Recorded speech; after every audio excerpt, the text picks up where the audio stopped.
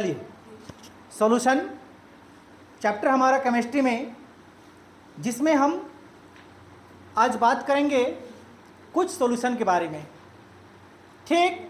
और ये सॉल्यूशन का नाम है आपका आइसोटोनिक सॉल्यूशन, हाइपोटोनिक सॉल्यूशन और हाइपरटोनिक सॉल्यूशन, यानी कि समपराशरी विलयन, अल्प पराशरी विलयन और उच्च पराशरी विलयन। इसको समझने से पहले हम क्या करते हैं, दो प्रकार का सॉल्यूशन पहले समझते हैं। एक सॉल्यूशन का नाम गिवन सॉल्यूशन और एक है आपका टैकन सॉल्यूशन। गिवन सॉल्यूशन का क्या मतलब कि जब हम कोई चीज़ एक्सपेरिमेंट कर रहे होंगे तो वो पहले से दिया हुआ सॉल्यूशन, उसको हम गिवन सॉल्यूशन कहेंगे, और जो खुद हम बनाएंगे सॉल्यूशन, उस सॉल्यूशन को क्या नाम देंगे, टैकन सॉल्यूशन देंगे। तो इस तरह से हमारा दो प्रकार का सॉल्यूशन हो जाता है, एक गिवन सॉल्यूशन और एक टैकन सॉल्यूशन। दोनों का नाम हम क्या दिए हैं, ए बी ही नाम दे दिए हैं, क्योंकि दोनों में आपका सॉल्वेंट और सॉल्यूट डिसॉल्व है। क्लियर? तो चलिए, आइसोटोनिक सॉल्यूशन यानी कि समपराशरी विलयन, ऐसा विलयन जो दोनों विलयन का प्रासरण दाब क्या हो, सेम हो, क्या कहलाती है, आइसोटोनिक सॉल्यूशन कहलाती है। मतलब a pair of solution, a pair of solution कैसा solution, given solution and taken solution, both have same osmotic pressure known as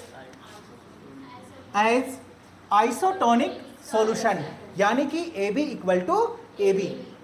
ये वाला आपका गिवन है और ये टैकन, दोनों का ऑस्मोटिक प्रेशर क्या है, सेम है। क्या नाम से जाना जाता है, आइसोटोनिक सॉल्यूशन के नाम से जाना जाता है। क्लियर? नेक्स्ट है हमारा हाइपोटोनिक सॉल्यूशन, अल्प पराशरी विलयन। अल्प पराशरी का मतलब समझ में आता है ना, कम परासरण वाला। ए पेयर ऑफ सॉल्यूशन, हमारे पास में यहां पर भी क्या है, सॉल्यूशन का जोड़ा है। अब कौन कौन है, एक गिवन सॉल्यूशन और एक टैकन सॉल्यूशन। लेकिन गिवन सॉल्यूशन है मोर ऑस्मोटिक प्रेशर, जो हम लेंगे, मतलब जो दिया गया सॉल्यूशन उसके पास में ऑस्मोटिक प्रेशर ज़्यादा होगा किसकी अपेक्षा में, लिया गया सॉल्यूशन की अपेक्षा में। इस प्रकार का सॉल्यूशन को हाइपोटोनिक सॉल्यूशन कहा जाता है। क्लियर? फिर है आपका हाइपरटोनिक सॉल्यूशन, जस्ट इसका क्या होने वाला है, अपोजिट होने वाला है। इसका डेफिनेशन लिखना चाहें तो क्या होगा, a pair of solution taken solution है more osmotic pressure than given solution known as hypertonic solution, यानी कि ये A B is less than A B. ये लीजिए, इस तरह से ये तीन प्रकार का क्या होता है हमारे पास में सॉल्यूशन होता है। ध्यान दीजिएगा, ये 2 नंबर के लिए कभी कभी ये क्वेश्चन पूछा जाता है, what do you mean by the isotonic solution, या हाइपरटोनिक सॉल्यूशन या हाइपोटोनिक सॉल्यूशन के नाम से। क्लियर?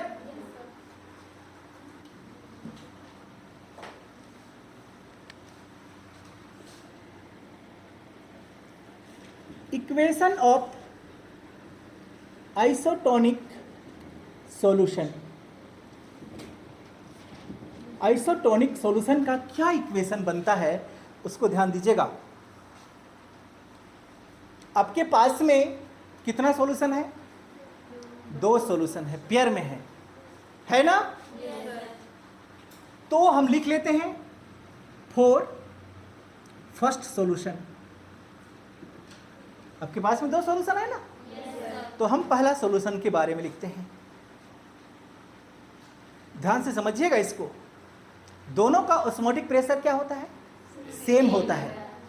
ऑस्मोटिक प्रेशर को रिप्रेजेंट किससे किए हैं, पाई से किए हैं। तो फर्स्ट सॉल्यूशन का ऑस्मोटिक प्रेशर को हम क्या मान लेते हैं, पाई 1 मान लेते हैं। पाई इक्वल टू क्या वैल्यू निकाले हैं आप, CRT निकाले हैं। तो यहाँ पे पाई 1 इक्वल टू क्या लिख सकते हैं, C1RT। RT तो नहीं बदलने वाला, क्योंकि ये दोनों क्या है, आपका कांस्टेंट है। क्लियर? डाउट है? ये रह गया आपका इक्वेशन नंबर फर्स्ट।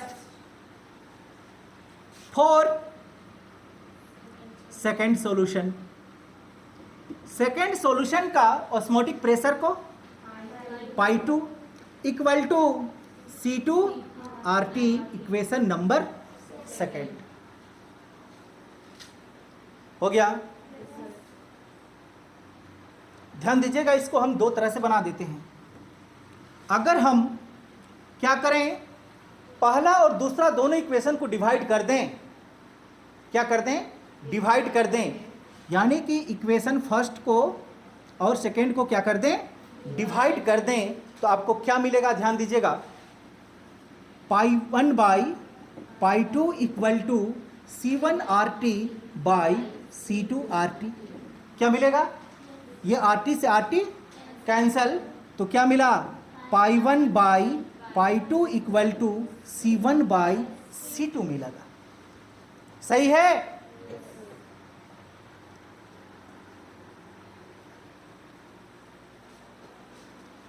क्लियर? ध्यान दीजिएगा आगे। इन आइसोटोनिक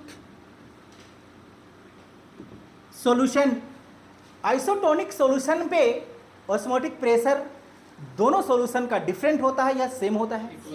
सेम होता है। तो फर्स्ट सॉल्यूशन का ऑस्मोटिक प्रेशर क्या है, पाई 1। सेकेंड सॉल्यूशन का ऑस्मोटिक प्रेशर क्या है, पाई 2। यानी कि आइसोटोनिक सॉल्यूशन में हम लिख सकते हैं पाई 1 इक्वल टू पाई 2। दोनों का ऑस्मोटिक प्रेशर क्या होता है, इक्वल होता है, सेम होता है। क्लियर? चलिए ध्यान दीजिएगा, पाई 1 का वैल्यू बोलिए तो C1RT इक्वल टू C2RT। क्या यहां से फिर से RT हमारा कैंसिल होगा? क्या मिला आपको, C1 इक्वल टू C2 है। लिख लीजिए यहां पे C1 equal to C2। C क्या है यहां पे, C क्या है, मोलार कंसंट्रेशन, यानी कि मोलारिटी। तो दोनों का मोलारिटी भी क्या होने वाला है, सेम होने वाला है। समझ में आ रहा है? आगे ध्यान दीजिएगा। देयरफॉर C1, C मतलब molarity, molarity equal to, molarity equal to number of moles of solute by volume होता है, यानी कि NB बाई V। डाउट है? ये C1 है, इसलिए इसका वॉल्यूम को हम क्या मान लेंगे, V1 मान लेंगे। डाउट है किसी प्रकार का? उसी तरह से बोलिए C2 equal to NB by V2। Doubt है तो यहां पर भी 1 लगा दीजिए, यहां पर 2 लगा दीजिए, ताकि आपको पहचानने में दिक्कत ना हो सकता है ना कि कौन सा NB किसके लिए है, यह भी हो सकता है। चलिए ध्यान दीजिएगा आगे। आप बताइए क्या होने वाला है, C1 equal to C2।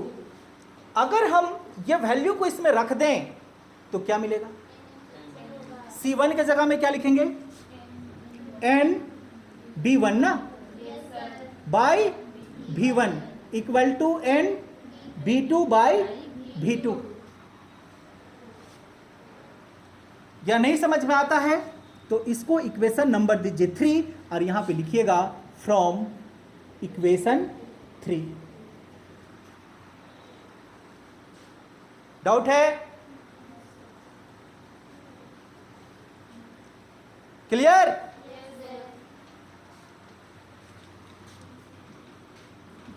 Therefore NB equal to बताइए WB बाई, सही है। ये अभी भी डाउट है और नहीं? तो बताइए, यहां पे अगर हम क्या लिखते हैं NB1, तो यहां पे क्या होगा 1, यहां पर भी 1। उसी तरह से NB2 लिखें तो WB2 बाई MB2। ये वैल्यू को फिर से यहां पे अगर हम रख दें तो आपको क्या मिलने वाला है, WB1 by MB1 into V1। नहीं समझ में आया?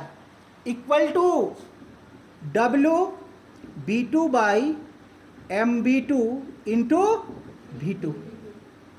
ये देखिए,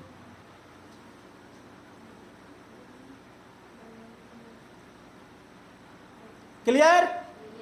किसी प्रकार का doubt? If V1 equal to V2, अगर दोनों का वॉल्यूम क्या रहे, इक्वल रहे, तब बताइए WB1 बाई MB1 ना into V equal to WB2 by MB2 into V। ये V से ये भी कैंसल, क्या मिला वैल्यू आपको, WB1 by MB1 is equal to WB2 by MB2। लीजिए,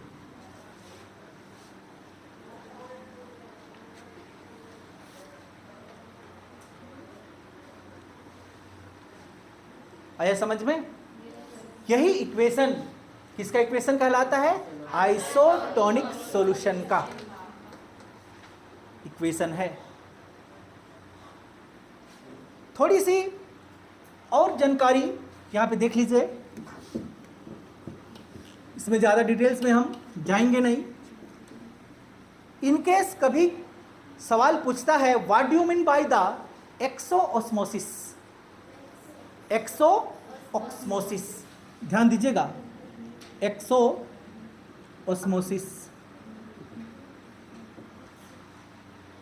इसका हिंदी होता है बाह्य परासरण। क्या होता है इसका नाम, बाह्य परासरण।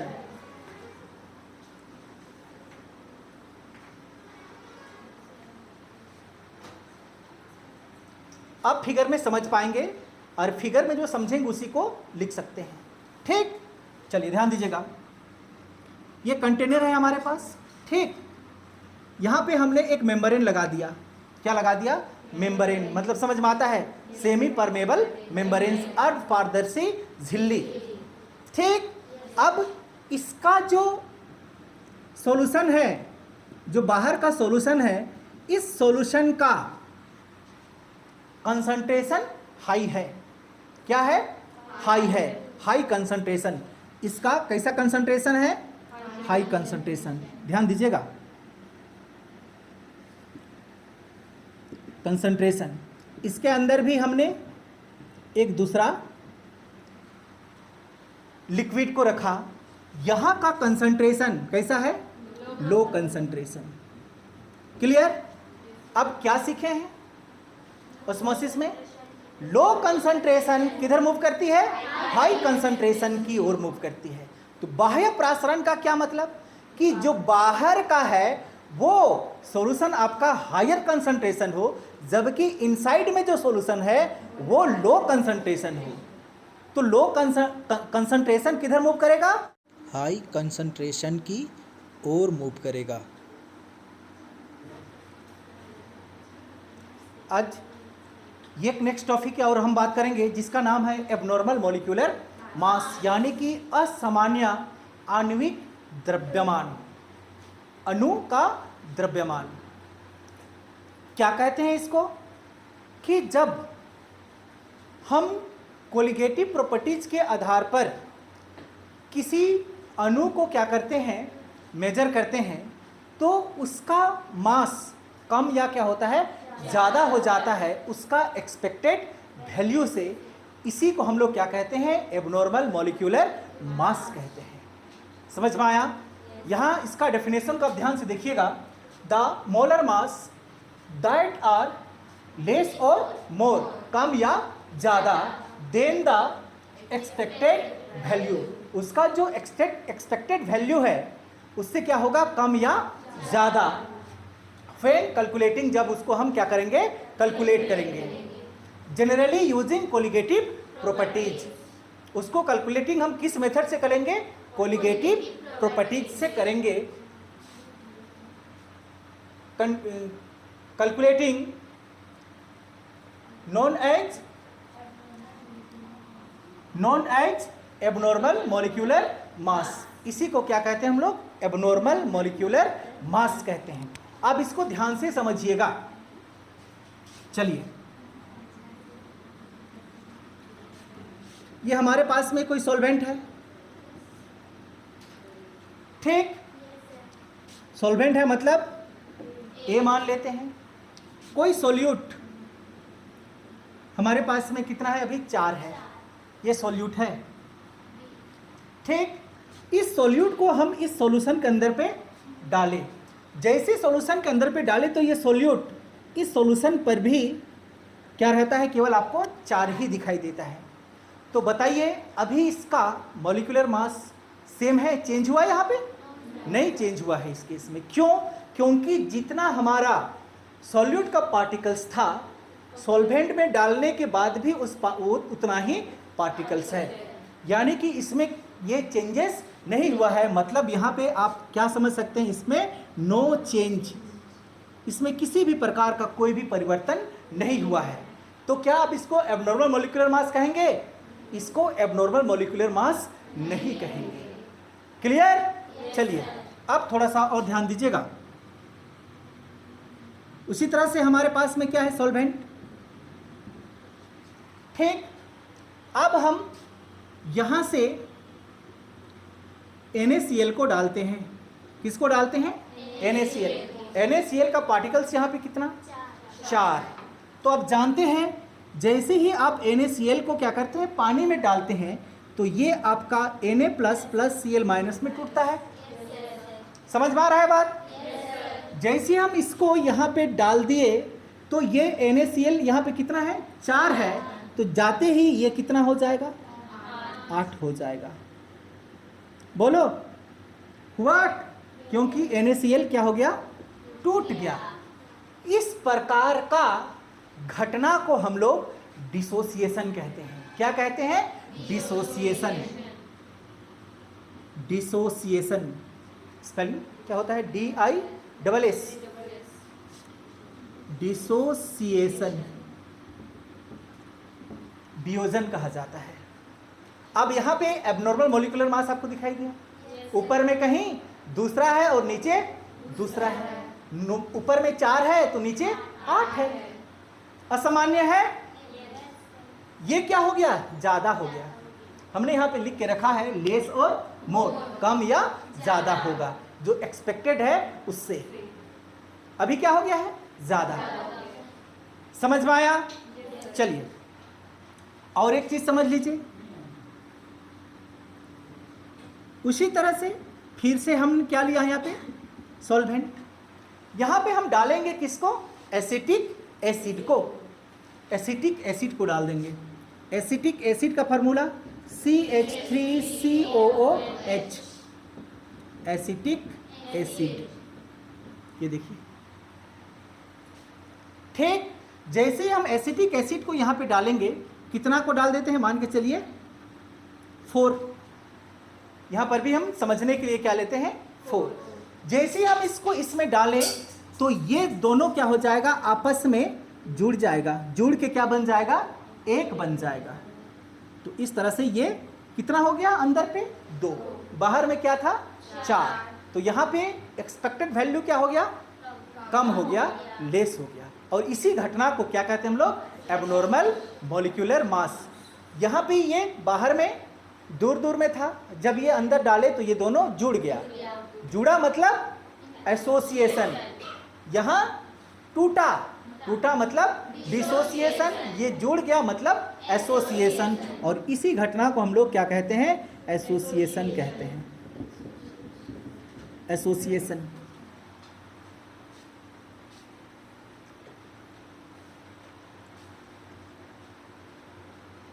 याद हुआ इसका डेफिनेशन? एक्सपेक्टेड वैल्यू से उसका कैलकुलेटिंग वैल्यू क्या होता है? कम या ज़्यादा होता है। एबनॉर्मल मॉलिक्यूलर मास कहलाते हैं। क्लियर?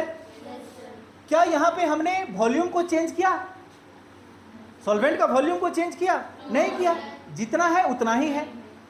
लेकिन यहाँ पे ये नो चेंज, मतलब यहाँ पे आपका कोई भी बदलाव नहीं हुआ, यहाँ पे एबनॉर्मल मोलिकुलर मास तो नहीं किया, लेकिन इसमें एबनॉर्मल मोलिकुलर मास है ज़्यादा है और यहाँ पे कम है, इसी को कहते हैं एबनॉर्मल मॉलिक्यूलर मास। जहाँ पे एक्सपेक्टेड वैल्यू से मास ज़्यादा हो वो आपको किसको शो करता है, डिसोसिएशन को।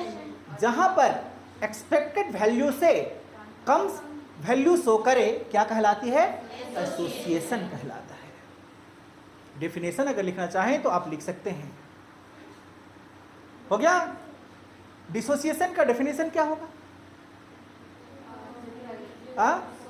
मोर value than the expected value है, और इसमें less value than the expected value. एक एक लाइन पे आप लिख सकते हैं। क्लियर? और इसको हम लोग किससे प्रूव करते हैं, ऑस्मोटिक प्रेशर से, यानी कि कोलिगेटिव प्रॉपर्टीज लिखा हुआ है तो ऑस्मोटिक प्रेशर ही ले। यहाँ पे ये Na अभी कितना है, एक ही है ना, जब ये पानी में गया तो जुड़ गया, समझ में आया। और ये क्या हुआ, यहाँ पे आपका बाहर में 2 है, जब ये सॉल्वेंट में गया तो ये 1 हो गया, ये शो किया, मतलब ये क्या हुआ आपका, डिसोसिएशन और ये एसोसिएशन। क्लियर? थोड़ा सा इसका मैथमेटिकल भी देख लीजिए।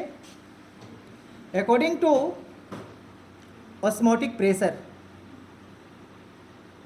ऑस्मोटिक प्रेशर बताइए जल्दी, पाई इक्वल टू क्या जानते हैं, CRT, ये पढ़ते आ रहे हैं हम लोग। C यहाँ पे क्या है, मोलार कंसंट्रेशन, तो pi equal to molar concentration यानी कि NB/V/RT। क्लियर? ये RT तो आपका क्या है, कांस्टेंट है। अगर RT कांस्टेंट रहे तो pi is directly proportional to the NB/V है। यहाँ पे वॉल्यूम सबका क्या है, सेम है, नहीं है। If volume of solvent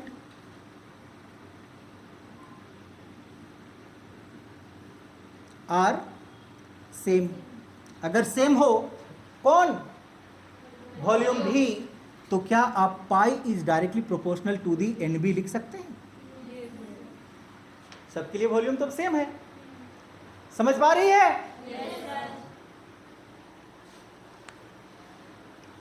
abnormal molecular mass समझ में आया।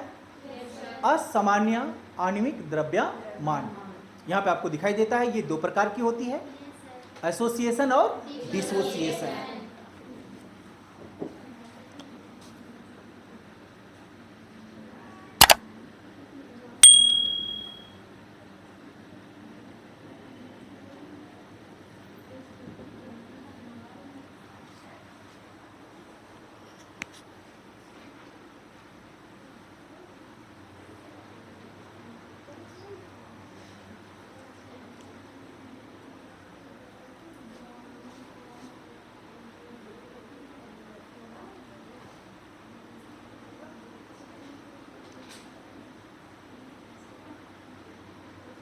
हो गया।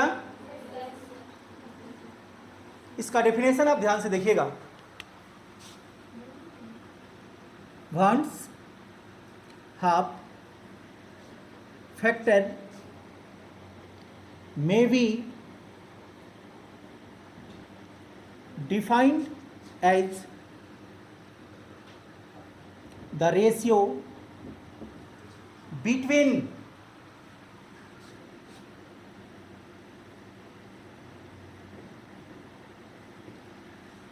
calculating colligative properties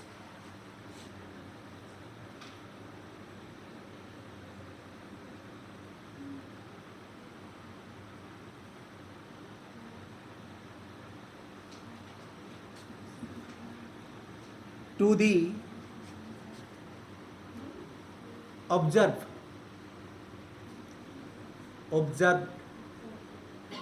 observing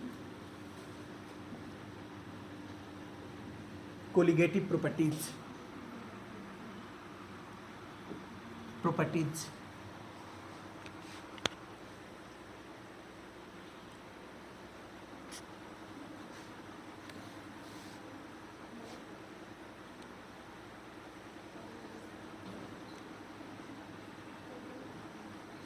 हो गया। ये दोनों का रेशियो क्या कहलाता है? वन हाफ फैक्टर कहलाता है। इसको रिप्रेजेंट किसे किए हम लोग? आई से। Therefore i equal to colligative properties, यानी कि हम ऑस्मोटिक प्रेशर को ले लेते हैं। ऑस्मोटिक प्रेशर को कोलिगेटिव प्रॉपर्टीज है क्या? ऑस्मोटिक प्रेशर, ऑस्मोटिक प्रेशर के लिए पाई। किसका किसका ratio? Pi observe by pi calculating. ये आपका क्या कहलाता है? वन हाफ फैक्टर कहलाता है।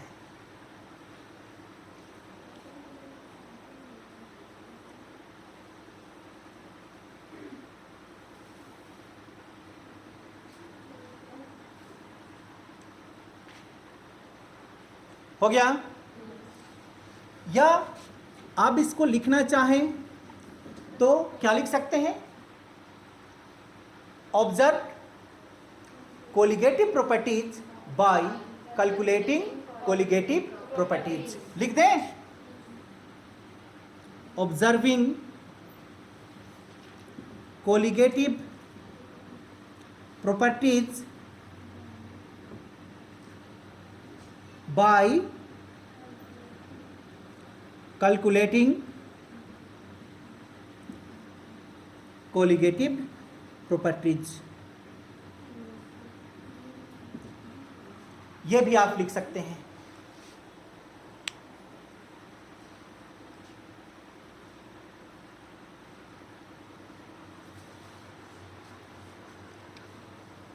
हाँ, हो गया। यहां पे और थोड़ी सी बातें समझ लीजिएगा कि अगर हम लिखना चाहें इसी वन हाफ फैक्टर को तो किस तरह से लिख सकते हैं उसको? Total number of particles, total number of particle. कब? जब हम एसोसिएशन या डिसोसिएशन हुआ था तो आपका पार्टिकल्स था। डिसोसिएशन हुआ था तो 4 का 8 हुआ था और एसोसिएशन में 4 का 2 हुआ था। तो क्या लिखें? Van't Hoff factor equal to total number of particles, total number of particles after association और डिसोसिएशन बाय क्या होगा? Initial number of particles, initial number of particle. समझ तो पाई? इनिशियल में मतलब शुरू पे, जैसे कि नमक को आप डाले तो शुरू में कितना पार्टिकल्स थे? 4। जैसे उसको सॉल्वेंट में डाले तो वो क्या हो गया? डिसोसिएशन हुआ तो उसका नंबर कितना हो गया? 8। तो 8/4 इसका ये मतलब हुआ। समझ में आया? अगर हम एसोसिएशन की बात करें तो कितना होगा? 2/4। ये शो किया। समझ में आया?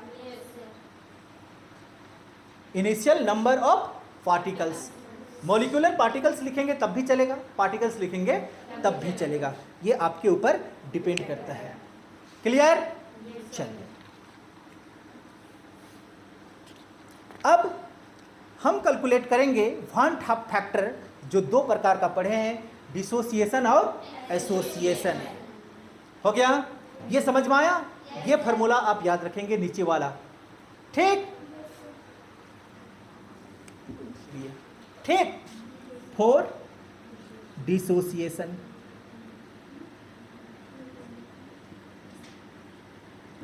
डिसोसिएशन का मतलब टूटना। जैसे कि चलिए पहला नंबर देते हैं, आई लिखे हम। आई का मतलब वान हॉफ फैक्टर। आई का मतलब van Hoff factor of NaCl। NaCl का वान हॉफ फैक्टर। समझिएगा ध्यान से इसको, ठीक। पहले तो लिखा हुआ है कि ये क्या करता है, आपका डिसोसिएट करता है, होता है। जैसे हम सॉल्वेंट में डालते हैं तो इसका पार्टिकल्स टूट जाता है, वियोजन हो जाता है। कैसे वियोजन होता है? NaCl Na plus Cl minus में वियोजन हो जाता है। क्लियर? ये पॉइंट को आप ध्यान से समझिएगा। यहां पे रिवर्सिबल का साइन देंगे। क्यों? क्योंकि जब आप नमक को पानी में डालेंगे तो वो Na प्लस Cl में टूटेगा, लेकिन उसको अगर वेपोरेशन कर देंगे तो फिर से आपको NaCl मिल जाएगा। ठीक, चलिए ध्यान से समझिएगा। ए नंबर में एट इनिशियल टाइम, शुरुआती समय पे, एक बार इसको फिर से लिखते हैं हम। NaCl Na plus Cl minus, initial समय। जब शुरुआती समय है, यानी कि NaCl को आप सॉल्वेंट में नहीं डाले हैं, तो क्या NaCl का वैल्यू को आप 1 मान सकते हैं? एक ही तो है, Na अलग है Cl अलग है क्या? Na है, NaCl एक ही है। उस समय आपका Na प्लस था, कुछ Na प्लस था। मेरा बात ध्यान से सुनना कि इनिशियल टाइम पे जब आपने नमक को पानी पे नहीं डाला है, उस टाइम पे NaCl आपके पास में था। इसको आपने क्या माना? 1 माना। केवल आपके पास में NaCl है। तो क्या उस समय आपके पास में Na प्लस था और Cl माइनस था? नहीं था। मतलब Na प्लस भी क्या था? 0, और Cl माइनस भी क्या था? 0। बात समझ में आया? चलिए अब हम लेके कहां पे चलते हैं? फाइनल में, फाइनल टाइम पे। फाइनल टाइम मतलब जब t इक्वल टू क्या हो जाए? t। इनिशियल टाइम यानी कि t इक्वल टू क्या था? 0। समझ पाई? अब कुछ समय बीता तो ये NaCl सॉल्वेंट में घुलना शुरू करेगा। घुलना शुरू करेगा तो Na कितना घुला? अल्फा घुला। कितना घुला? अल्फा घुला। तो Cl भी कितना घुलेगा? अल्फा। तो NaCl कितना बचा? बताओ। नहीं समझ में आया? आप नमक को लिए शुरू समय पे, तो आपका नमक पानी में नहीं घुला था, आपका नमक नमक था, मतलब उसका आप 1 मान लिए। उस समय आपका Na प्लस 0 था और Cl माइनस भी क्या था? 0 था। अब उस नमक को पानी पे आप डाल दिए, वो नमक पानी में क्या होने लगा? घुलने लगा। घुलने लगा तो वहाँ पे Na कितना घुला? अल्फा घुला। और Cl कितना वहाँ पे घुल गया? अल्फा घुला। तो NaCl कितना बचा? कुछ नहीं बचेगा, 1 माइनस अल्फा बचेगा। 2 अल्फा नहीं लिखना कभी भी, ठीक? क्योंकि ये NaCl से ही निकला हुआ है। तो कितना बचा ये? 1 माइनस अल्फा। अब तो समझ पाई? क्योंकि आपका टोटल NaCl कितना था? 1 था। उस 1 में से इतना घुला तो इधर कितना बचा? 1 माइनस अल्फा बचा। क्लियर? डाउट है?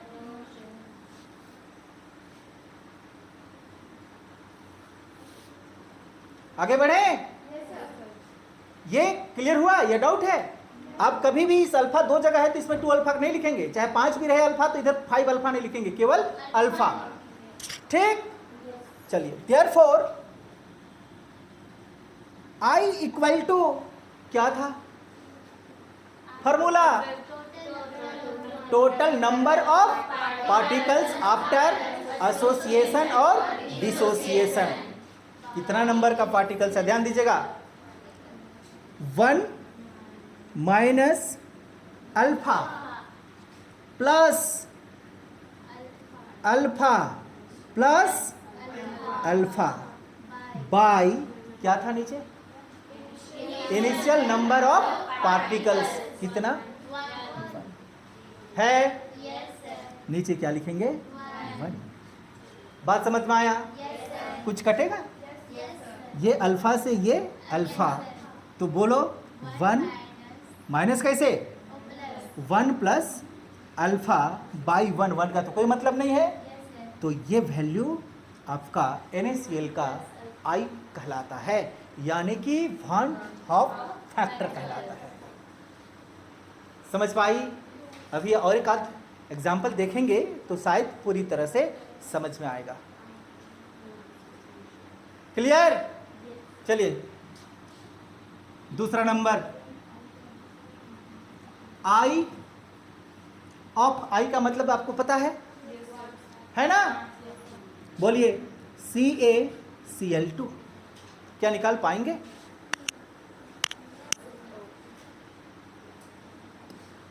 बोलो CaCl2, बोलो Ca plus 2 plus 2Cl minus, इसी में टूटेगा। Cl2 लिखेगी या 2Cl लिखो, बात बराबर है। समझ में आया? जब आपके पास में T इक्वल टू क्या था? 0, तो CaCl2 कितना? 1। यही तो सीखे हैं उस समय, Ca 0 Cl 0। क्लियर? जब आपका टाइम कितना हो गया? T हो गया, कुछ समय चल गया, ठीक, तो ये कितना बना? ये कितना बना? अल्फा। ये कितना बना? 2 अल्फा। ये देखो, ठीक, नहीं ना? कंफ्यूज हो रही है? तो इधर कितना बचा? 1 माइनस, जल्दी 1 माइनस, हम बोले थे क्या ये चीज? उधर 5 6 कुछ भी आ जाए, केवल आपको अल्फा से ही माइनस करना है। कंफ्यूज नहीं हो रही है ना? तो इसका आई बताइए जल्दी। 1 minus alpha plus alpha plus 2 alpha by 1, क्या वैल्यू आया? ये सही है, कैंसल। 1 प्लस 2 अल्फा, ये देखिए इसका वन हाफ फैक्टर किसका? CaCl2 का। बात समझ में आया? ये क्वेश्चन अपने से बनाएगी। आई ऑफ Al2 SO4 3, चलिए, नहीं समझ में आया? तोड़ना, बोलो Al2 SO4 3, बोलिए। ये Al2 है ना, इसको आप 2Al लिखिएगा। क्या लिखेंगे? 2Al। यहाँ पे जो है उसको पहले क्या लिखेंगे? 2Al, एल्युमिनियम का पता है आपको? प्लस 3 होता है, नहीं? प्लस इसका इधर कितना है? 3, क्या लिखेंगे? SO4 क्या होता है? -2, यानी कि ये 3 इसका है और ये 2 इसका है।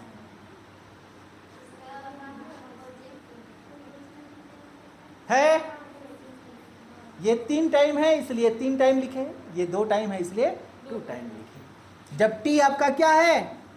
0, तब ये 1, ये 0, ये भी 0। जब T आपका क्या हो गया? T, तो ये कितना? इधर कितना अल्फा, 2 अल्फा, और इधर 3 अल्फा, तो इधर कितना 1 माइनस अल्फा। नहीं समझ में आया? आया। तो इसका आई बताइए, इसका आई कितना निकलेगा, 1 प्लस 4 अल्फा, देख लीजिएगा। और यही इसका क्या कहलाता है, वान हॉफ फैक्टर कहलाता है।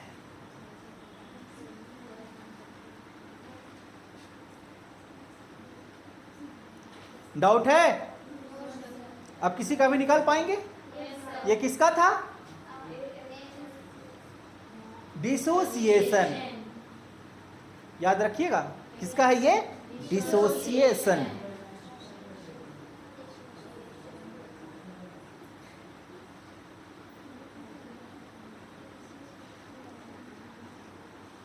हो गया? चलिए आगे ध्यान दीजिएगा इसको।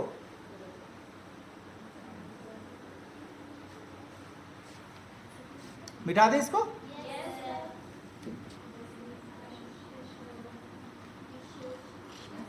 एसोसिएशन,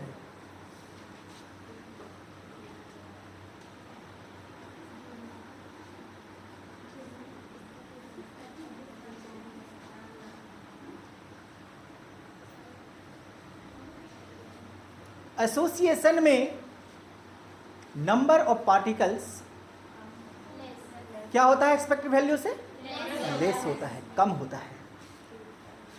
चलिए, एन का मतलब नंबर ऑफ पार्टिकल्स। ए आपका यहां पे कोई सॉल्वेंट या कंपोनेंट है, ये क्या बन जाता है, ए एन बन जाता है। क्या बन जाता है, ए एन, है कि नहीं?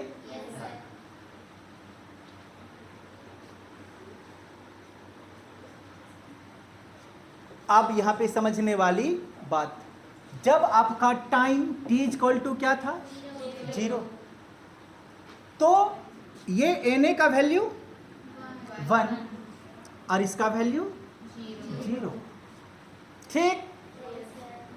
जब आपका टाइम t इक्वल टू क्या हो जाए, t, तो सपोज दैट ये an कितना बच जाता है, x बच जाता है, तो इधर कितना बच जाता है,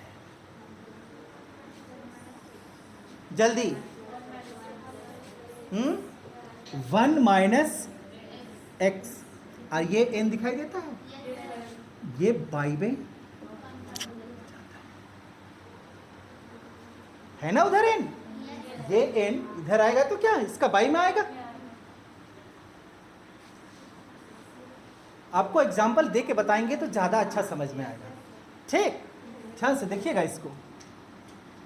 एग्जाम्पल, हमने एसोसिएशन के बारे में पढ़ रहे हैं, उसमें क्या लिए थे, एसिटिक एसिड लिए थे, क्या फॉर्मूला बोलिए, CH3COOH, ये हमारा A हो गया।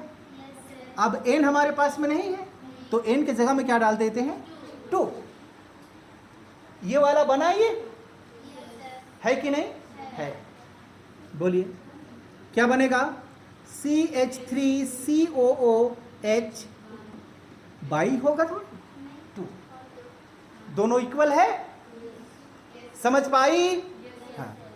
जब t इक्वल टू क्या था, 0, समझ में आया? तब ये क्या 1, ये क्या था 0। जब t इक्वल टू t, तो वो कितना, बोलिए, इसको क्या मान ले, x, तो x मान लेते हैं, और बाई में क्या n, यानी कि 2, नहीं, तो इधर क्या बचा, 1 माइनस एक्स बचा।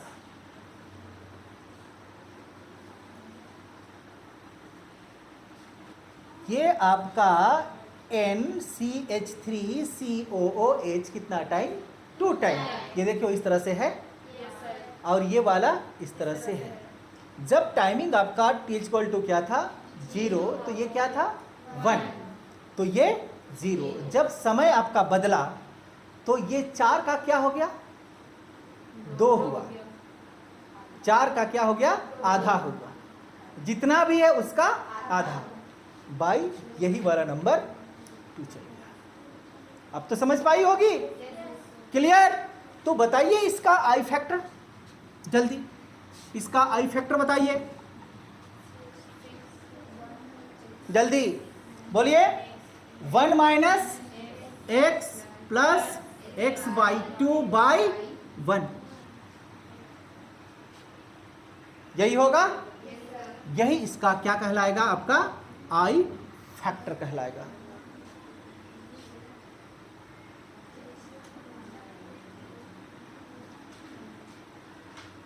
समझ में आया? बहुत सारा क्वेश्चन आपको मिल जाएगा इस तरह से, अब बना लेंगे। बस ये जानना है कि कौन एसोसिएशन है और कौन डिसोसिएशन है। डाउट है?